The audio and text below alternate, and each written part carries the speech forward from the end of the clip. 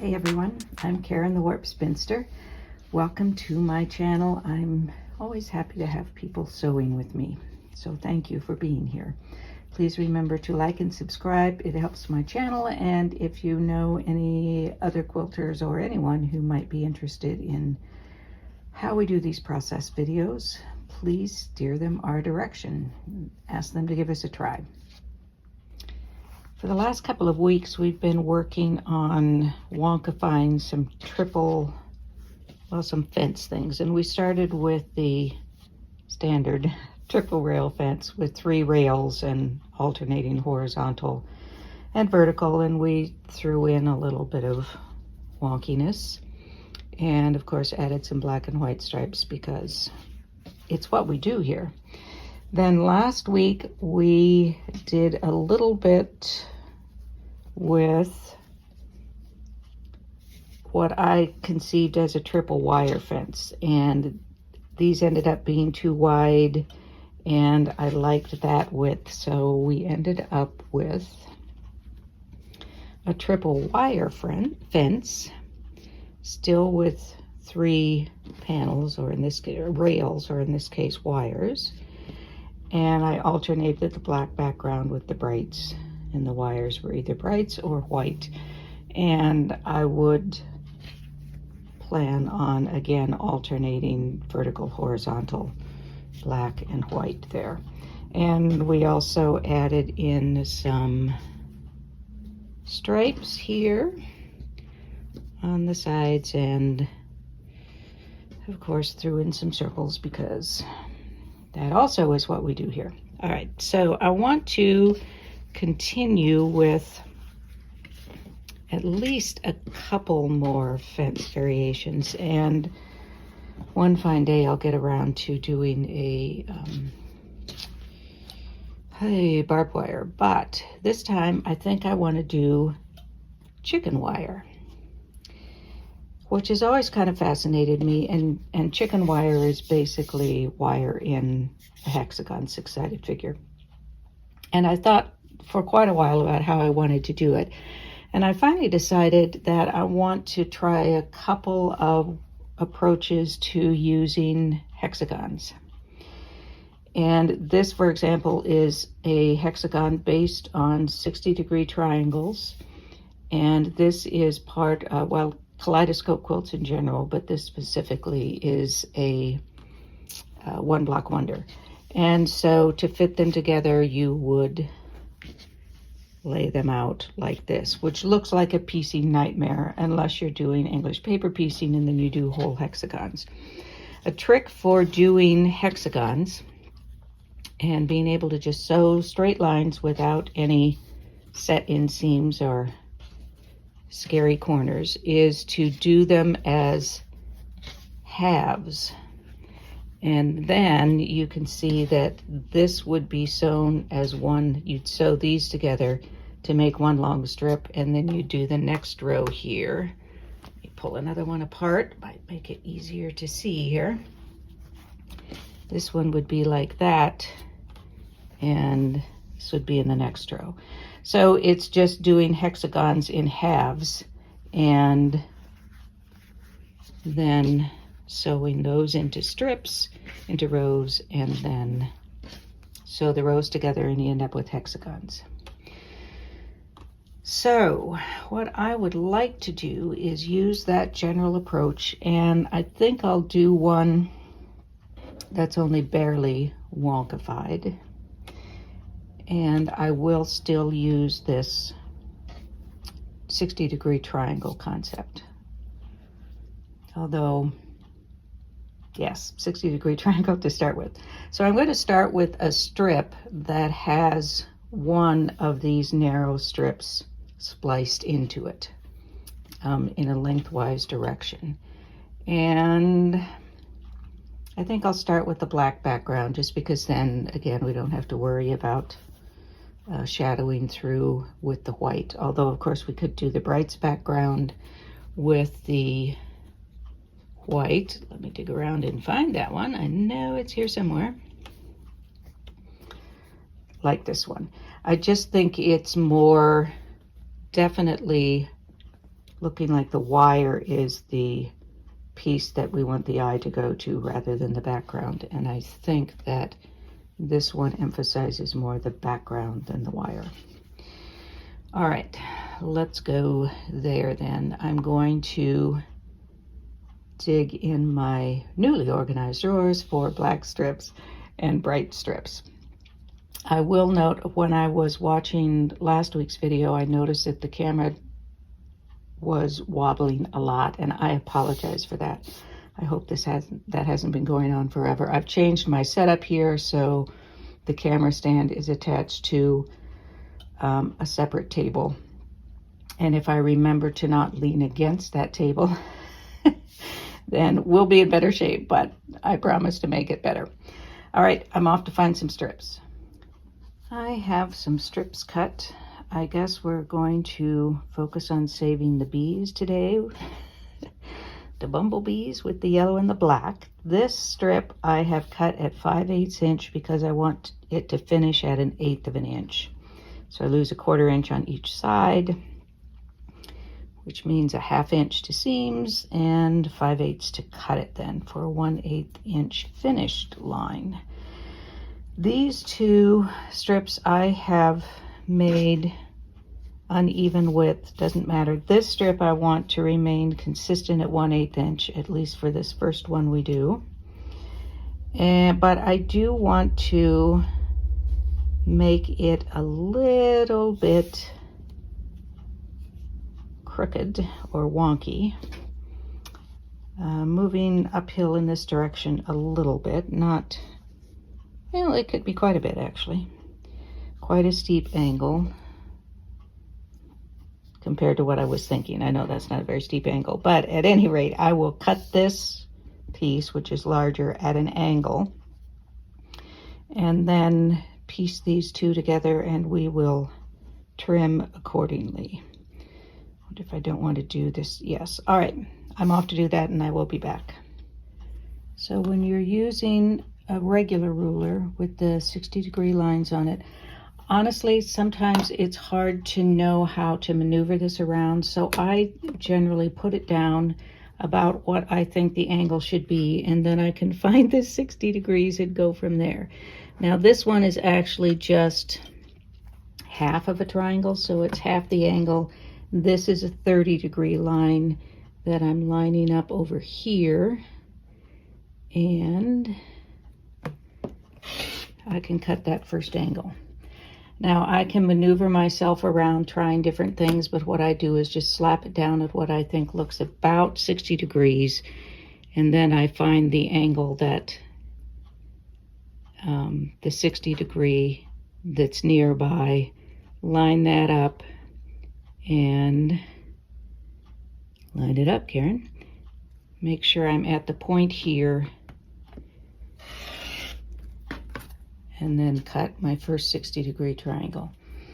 Now I can just flip it and do another triangle down here, and again I'm going to flip it to what I know to be about 60 degrees, and here is my 60-degree line there that I can line up around here.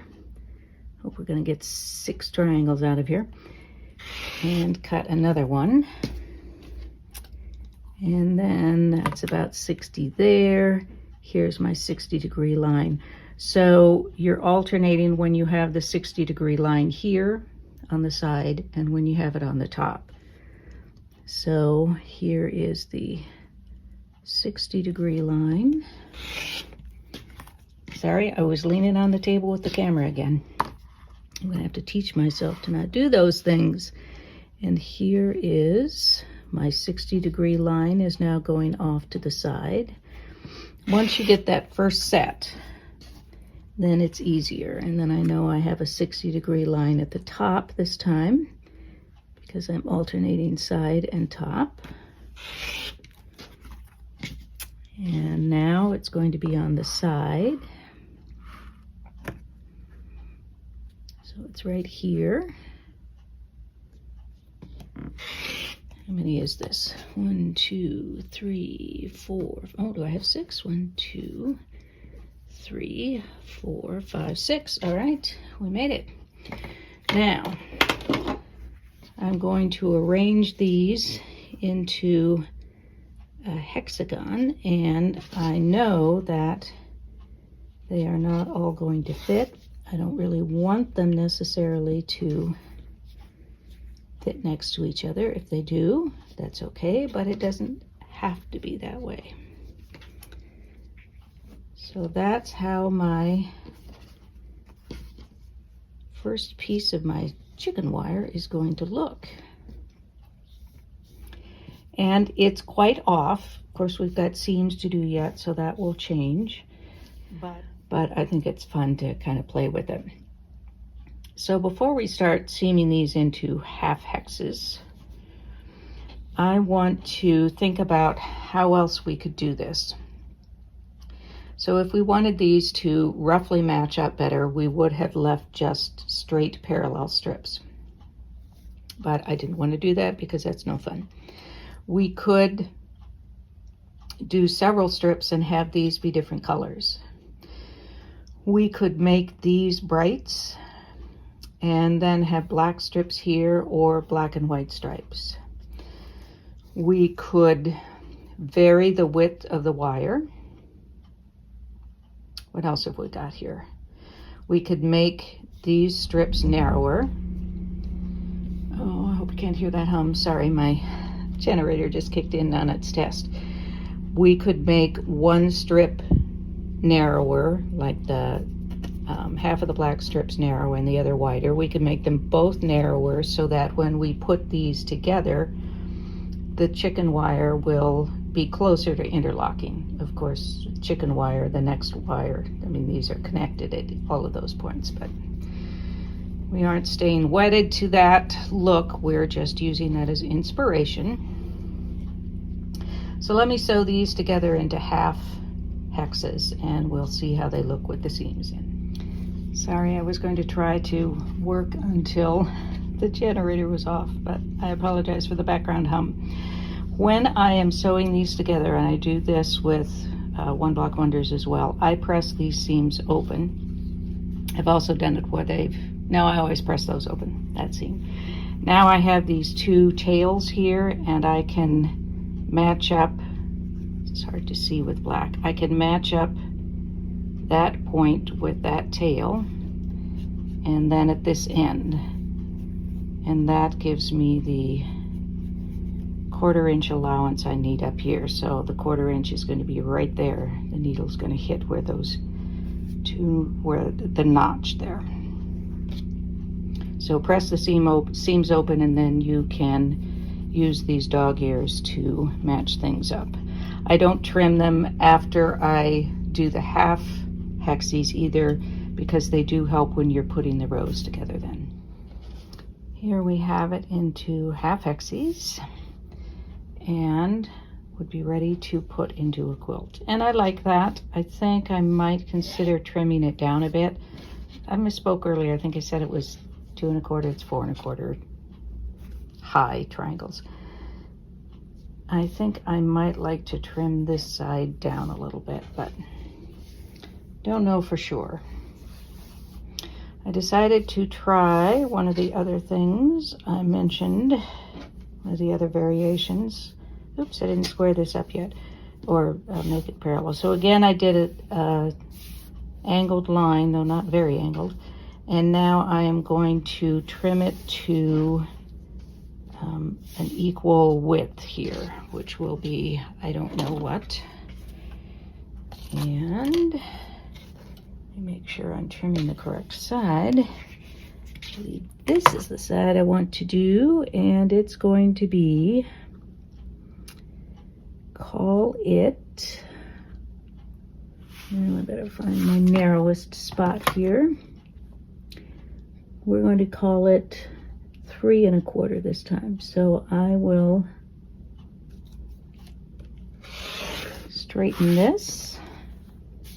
And then this one is not very angled, but we'll see how it looks in that case. Now, said I was going to show you a 60-degree ruler. I must have, okay, a rough estimate is 1,000 gazillion one block wonder quilts in process, because I taught a lot of classes and I had to have step-by-step processes, and I keep finding fabric I like, and you know, not going to make excuses.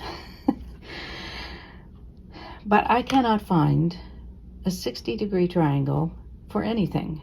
I know I had at least two. I don't always use them, but I like to have them to demonstrate in class for people who want to use a 60-degree triangle. I have no idea where they are. I know where all my one block wonders are. I have a big tote bag of rulers. The ones that are too big for that are hanging on a wall, and I cannot find them anywhere. So this is not quite 60 degrees, but we'll just call it 60 degrees just for demonstration purposes. Some of them will have the tips cut off, and some of them will not. Some of them will have this tip extended to the point. And honestly, for this, because I like having these dog ears on here, I would prefer to have it. So I sometimes might add that tip in myself. But if you don't want to do that, then all you do is line this up here. I don't want to actually make the cut because it's not 60 degrees. Well, let me do it on this one. This one's extra. So you can see here that this really is not quite 60. You have to be careful. Sometimes they look like 60 degrees and they're not.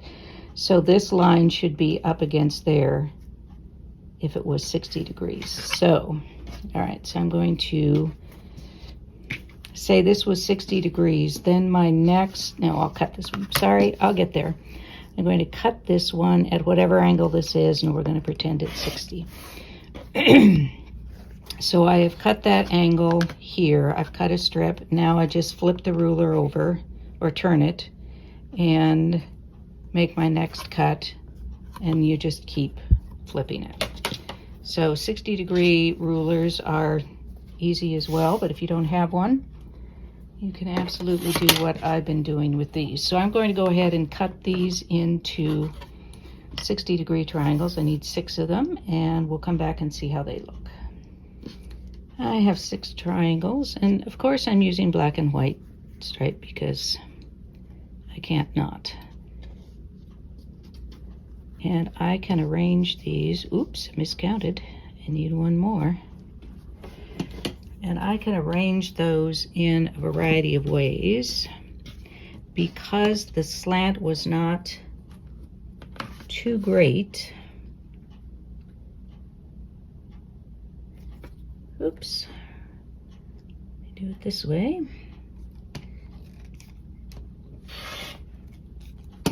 Look at that, I could cut that without shaking the camera, can you believe it? Now, if I do it this way,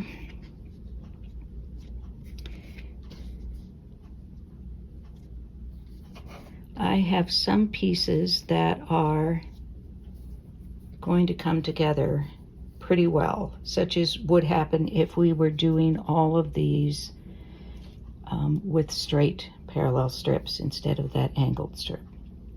So we have choices for how we arrange these. You can do pairs, or we can do something like that, which I think is what I'm preferring. This looks more planned, less planned. I don't know how to phrase that, but it looks less as if I was trying to make them all match and I failed kind of miserably. This just looks like I meant it to be that way. In fact, I did mean it to be this way. Now, with this, I have added in black and white prints. For the next one, I think I want to go a little wild and crazy and have these all be different fabrics. And I'll have to think about, do I want this one and this one to be the same, or do I want them to be all jumbled up and then have black and white strips in between? Because I'm going to do these individually, I'll have to have a square or something close to it and cut it from there. So I think I'll do, first of all, I'll sew these together, but then I'm going to try doing some pieces both ways. So where these two are the same fabric and some where they are different fabrics, and see how those look. We have our black and white stripe piece finished. It's smaller than the other one, but we'll talk about that in a bit. Then I put together shorter pieces, and I have 3 of them that are the same fabric on both sides. I know this one doesn't look like it, but it actually is. So I have some pieces that have the outside strips both the same fabric, and then I have 3 that are different fabrics. These are smaller still than the other ones I've done because my scrap strips that I'm using are narrower, all of these that I'm doing. So I am ready to cut these into 60-degree triangles. If I have, these are pretty narrow, so I'll probably be able to get a couple out of each one, out of most of them, which will be handy because we can kind of compare that way. But I will cut those into 60-degree triangles and we'll come back and play with them. Now I have many little pieces to play with. These are small enough that I'm probably going to even lose these, but let's go ahead and play with them anyway. Probably won't put them together, but we can see what it looks like. I have to find my other piece here. There we go. I might put that one in between maybe.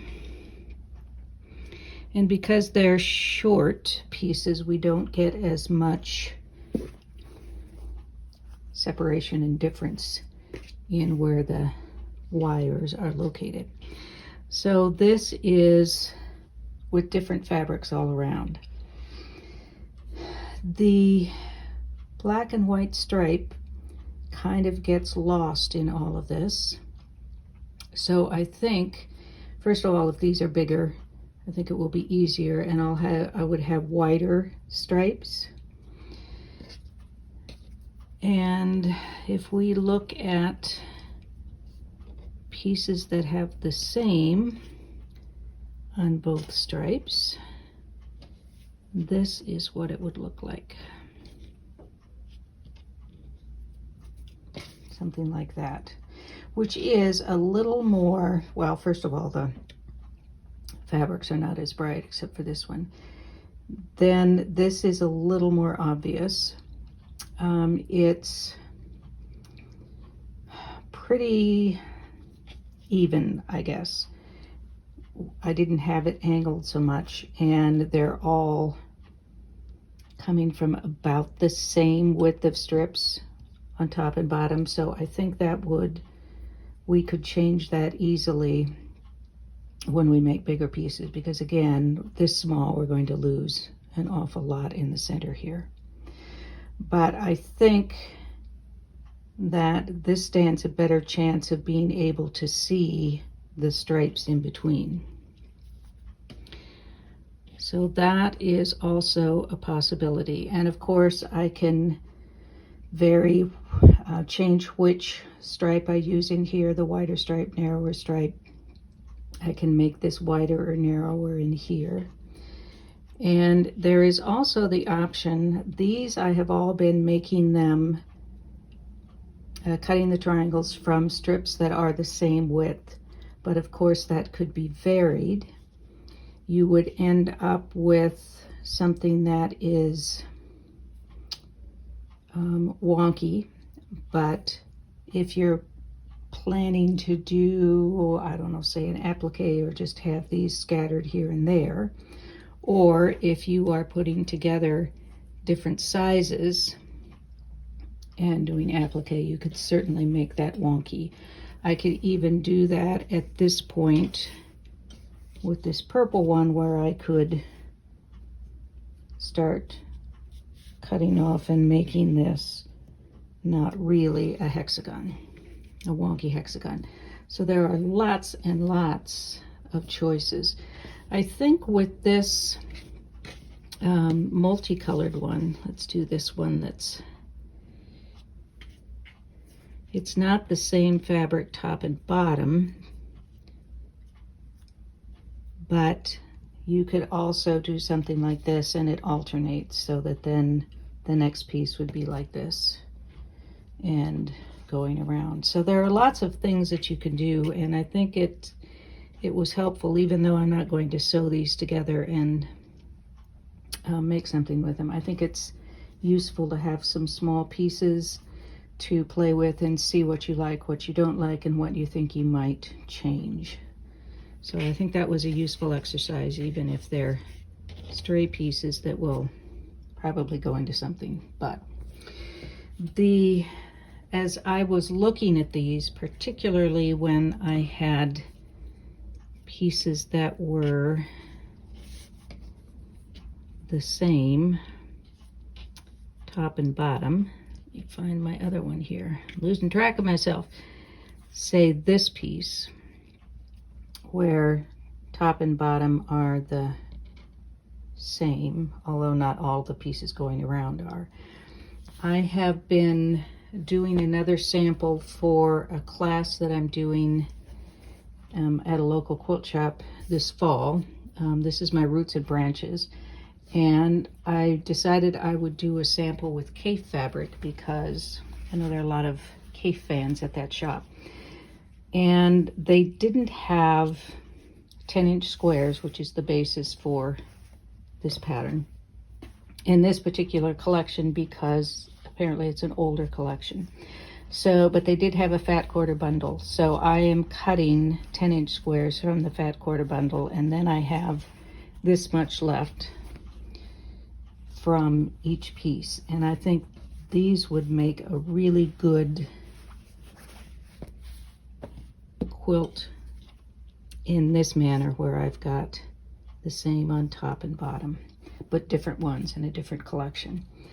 So that, I think, is something to think about. And as you can see, there are all sorts of options and ideas that you can do with these, and we've looked at 3 or 4 of them, talked about a couple more, and I'm really kind of liking this one. These are okay, they need something. You know what that means? That means I have to dig out a couple of circles. Hang on.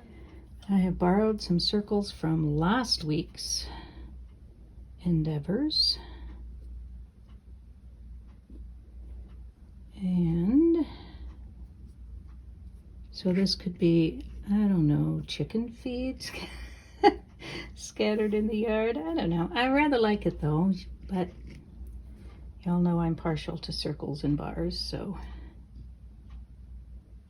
here we are, circles and strips, I guess.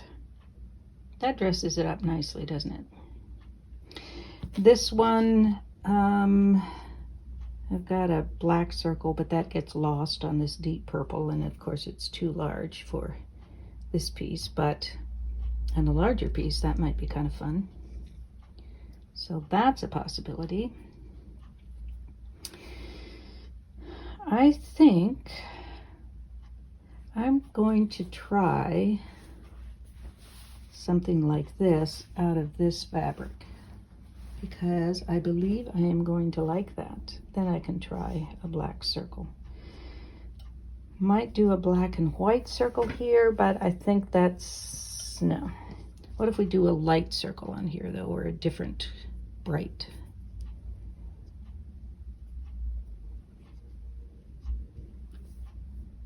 Yep, I definitely like it better here than on there.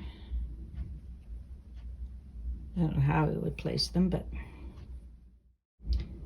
and it may be different sizes of circles here too. I wonder, did happen upon this large one, but that's going to probably be too large, but something like that would be possible, just to have different sizes of circles, I think. maybe.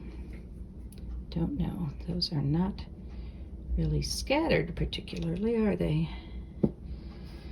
Anyway, so I think I am going to go off and do some things with these fabrics, and we'll see what happens when I come back. I have cut shorter strips because I really only need one triangle for the trial blocks, but I've got enough here. I can probably do a couple more triangles.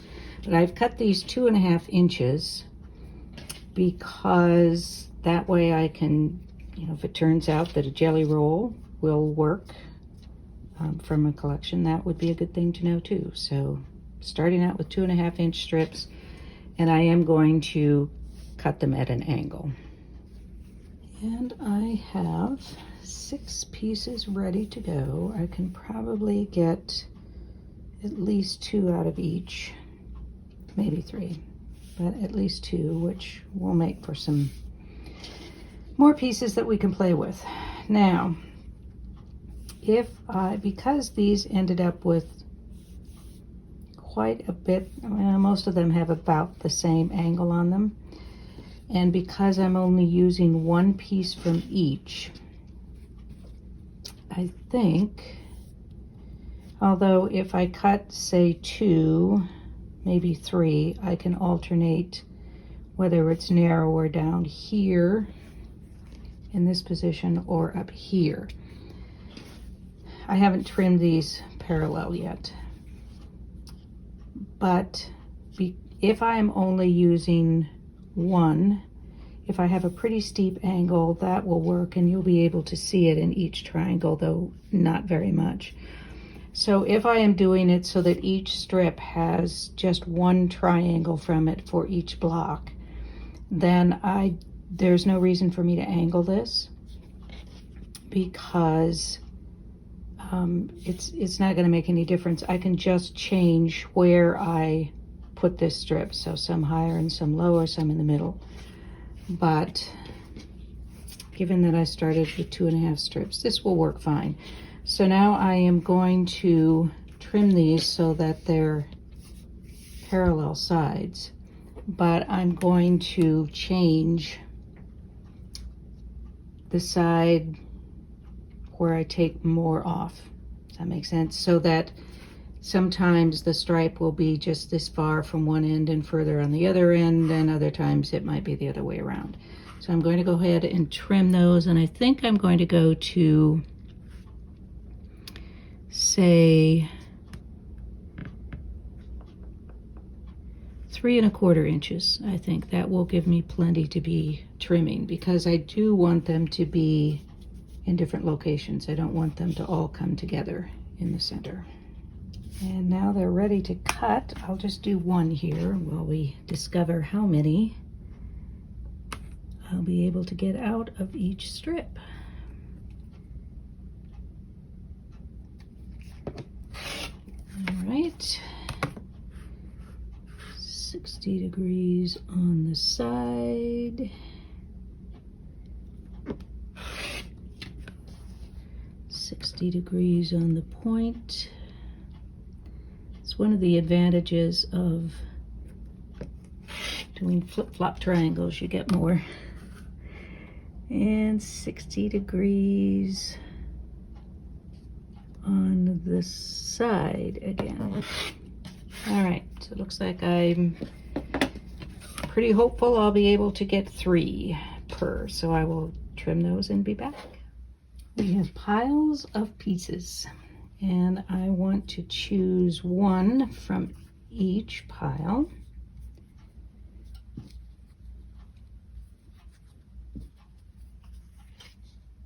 I did get 3 out of each. And let's move that one over here.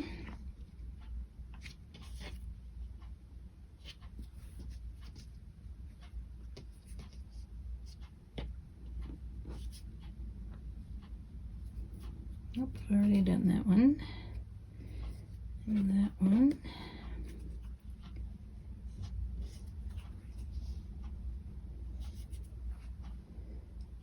One left, and I think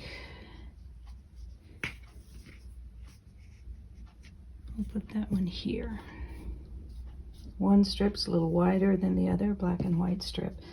But I do like having some consistency in the fabric so that the eye is really can see this. I think I rather like it a little wider here, so I might think about doing that on the other pieces as well. This one is not too wonky. Let me see if we've got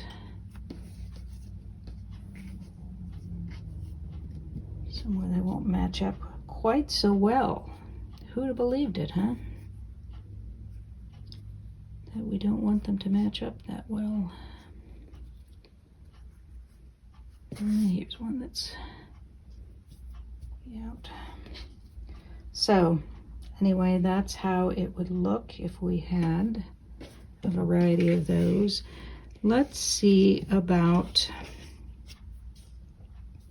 we'll just do a half-hexie for 3 of the same fabric. I have to borrow one from here.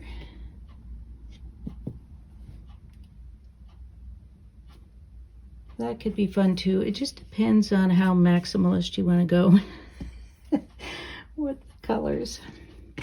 And I guess people generally use all kinds of colors right next to each other. So that's probably an appropriate kind of thing for CAFE. Mr. Facet does love color. All right, there's one. We have another one here that is plain fabric, same fabric all the way around with black and white stripes. And then we have black, or bumblebee, with the chicken feed in the yard. See, I shouldn't do black because of course it attracts every color around, every thread. All right, let's do one of these where we had different fabrics all around so we can compare. I mean, this would be maximalist to the extreme, right? Where everything is different. So we have options. Of course, you can do more than one strip in the center. So if you do them such as we did for the triple rail, the wonky triple rail fence, then you would have multiples, and then you'd end up with a spider web, which maybe we'll explore that next week. I think that could be kind of a fun exercise as well. I think this will be it for this week. I got a little carried away with the number of things I wanted to try, and it's now past lunch and I'm hungry. But I am grateful to you for joining me today. I appreciate the company. Always appreciate the comments and the likes. I am thankful for all of you. Thanks for joining me. I hope I will see you next week. And in the meantime, be well, be safe, be happy, be quilting. Peace out.